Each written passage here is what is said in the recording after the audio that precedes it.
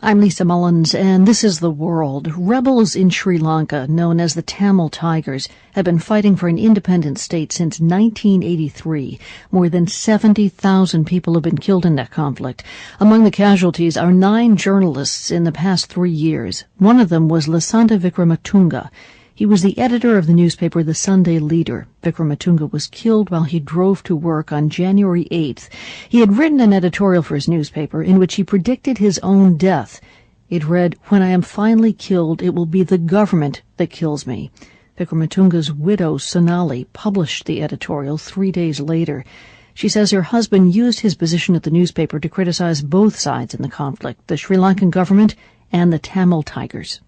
Thus he became a thorn in the flesh week after week.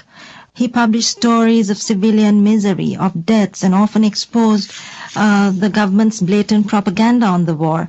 And he was deeply concerned about the civilian casualties and the staggering cost of this war.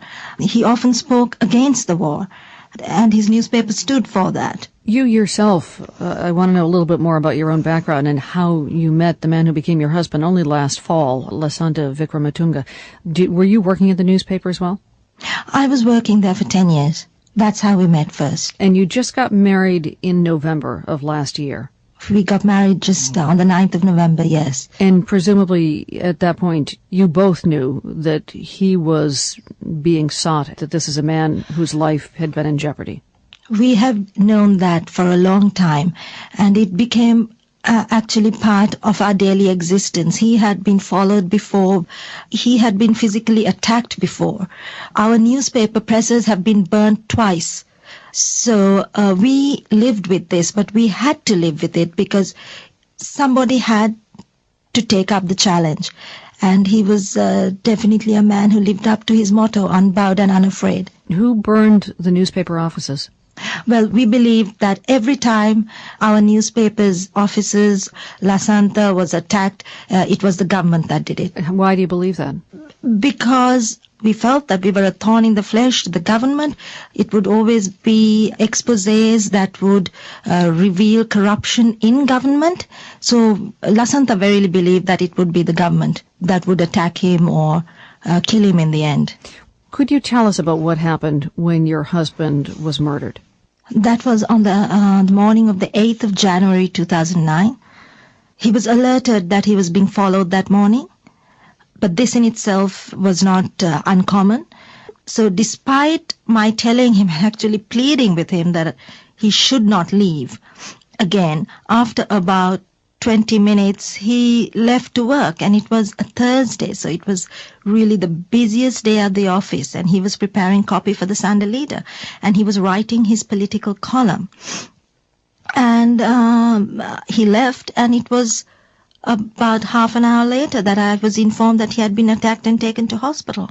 We did not know what had happened. Later, of course, witnesses told us that there were 4 motorbikes, black motorbikes, on which there were 8 people, and they had surrounded the car on the busy street just about 2 minutes from office and attacked him.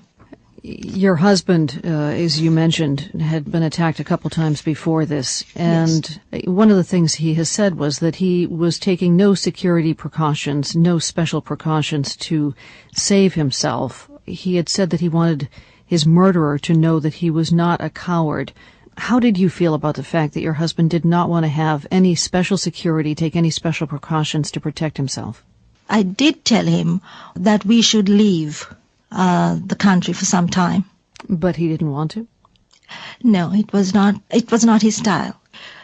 He was a man who was really not a coward, and he took up every challenge, and he felt that this was his right. He was doing his duty by his people and his country, and that he was speaking up for those who couldn't speak up for themselves.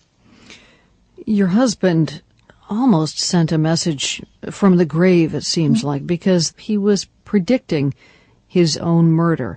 Can you tell us how you found this editorial?